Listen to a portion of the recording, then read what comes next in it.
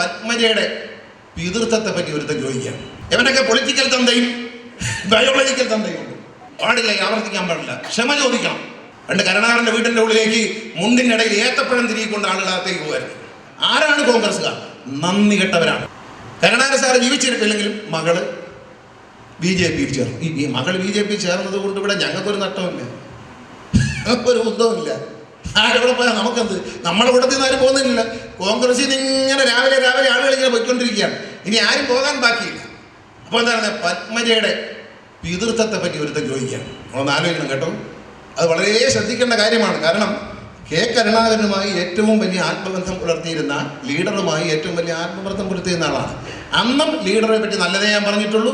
ഞാൻ LDF-ൽ നിൽക്കുമ്പോഴും ഇന്നും ലീഡറെ പറ്റി നല്ലതേ പറഞ്ഞിട്ടുള്ളൂ. കാരണം എനിക്ക് ഒരാളെ പറ്റി അഭിപ്രായം രൂപീകരിക്കപ്പെട്ടാൽ എന്നും അത് തന്നെ മാറ്റമൊന്നുമില്ല.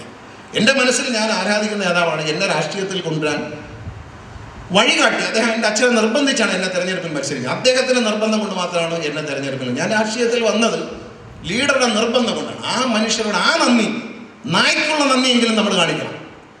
കരുണാകരൻ്റെ വീട്ടിൽ അങ്ങേരുടെ മകൾ BJP ചേരും, നക്സലി ചേരും, എവിടെ പോട്ടെ, നമുക്കൊന്നുമില്ല. അവരെവിടെ പോയാലും നമുക്കൊരു കുന്തവുമില്ല LDF-ന്. പക്ഷേ ഞാൻ പറയുകയാണ്, ആരാണ് കോൺഗ്രസ്സുകാരെന്ന് തിരിച്ചറിയാൻ വേണ്ടി പറയാം. കേരളത്തിലെ ജനങ്ങൾ മനസ്സിലാക്കണം, ആരാണ് കോൺഗ്രസ്സുകാർ?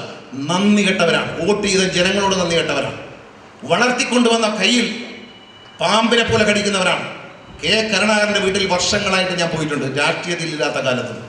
അദ്ദേഹത്തിനോടൊരു പുത്രതുല്യ വാത്സല്യം, സ്നേഹം ഉണ്ടായിരുന്നു എനിക്ക്.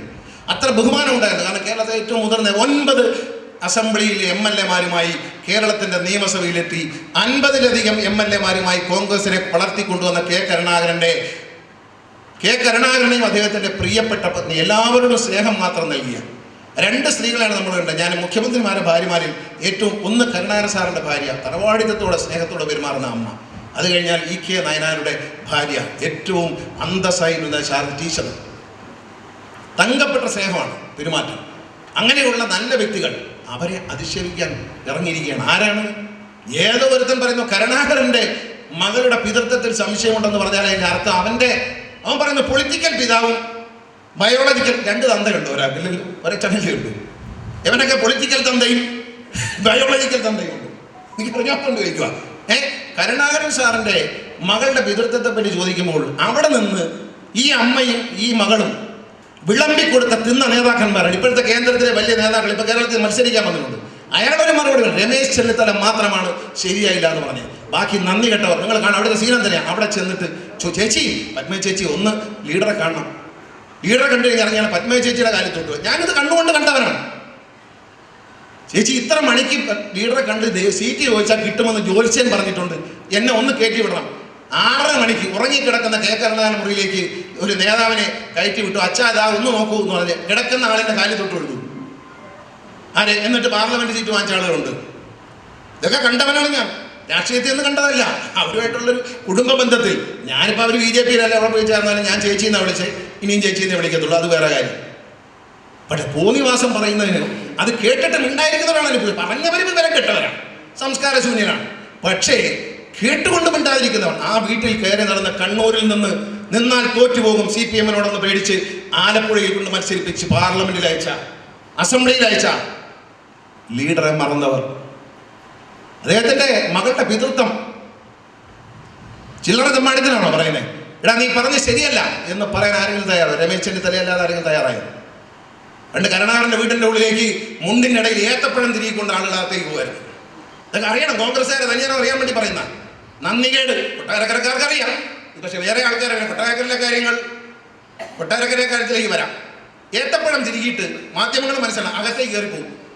എന്നിട്ട് അകത്ത് പോയിട്ട് തിരിച്ച് പുറത്ത് ഓഫീസർമാരും, മുഖ്യമന്ത്രിയാണ് ഭയങ്കര പ്രൗഢിയാണ്, പോലീസും എല്ലാം നിൽക്കുകയാണെങ്കിൽ ഉദ്യോഗസ്ഥന്മാരും ചീഫ് സെക്രട്ടറി ഇങ്ങനെ വിളി നിൽക്കുക. അപ്പോൾ അകത്തുനിന്ന് ഈ ഏത്തപ്പഴം ആരും കാണാൻ പുറത്തെടുക്കും. എന്നിട്ട് തൊലിച്ചേച്ച് ഇതിങ്ങനെ തിന്നുകൊണ്ട് അകത്തുനിന്ന് ഇറങ്ങുക. അതായത് അകത്ത് ചെന്ന് അടുക്കളയിൽ നിന്ന് ഫ്രൂട്ട്സും ഏത്തപ്പഴമൊക്കെ എടുത്തുള്ള സ്വാതന്ത്ര്യം ഇദ്ദേഹത്തിനുണ്ട് എന്ന് പുറത്ത് വയ്ക്കുന്ന ചീഫ് സെക്രട്ടറിയും DGP-യും അടക്കമുള്ളവർ ധരിക. എന്നിട്ട് അവരെ കണ്ട് കാര്യം ഈ പറട്ട പരിപാടിയൊക്കെ കാണിച്ച ആളുകൾ അവരിത്തരം ഒരു തെമ്മാഴ്ത്തരം പറഞ്ഞിട്ട് നീ പറഞ്ഞ് ശരിയായില്ല, പാടില്ല, ആവർത്തിക്കാൻ പാടില്ല, ക്ഷമ ചോദിക്കണം. അന്തസ്സുണ്ടെങ്കിൽ കോൺഗ്രസ്സുകാരൻ കരുണാകരൻ്റെ ആത്മാവിനോട് സ്നേഹമുള്ള ആരെങ്കിലും ഉണ്ടെങ്കിൽ ഈ തെരഞ്ഞെടുപ്പിൽ UDF സ്ഥാനാർത്ഥി വോട്ട് ചെയ്യരുത്. കെ കരുണാകരൻ്റെ ആനുകൂല്യങ്ങൾ പറ്റി, കെ കരുണാകരൻ്റെ ഗ്രൂപ്പിൽ പ്രവർത്തിച്ച് ഏറ്റവും പ്രധാനപ്പെട്ട 2 ഗ്രൂപ്പുകളും എയും ഐയുമായിരുന്നു.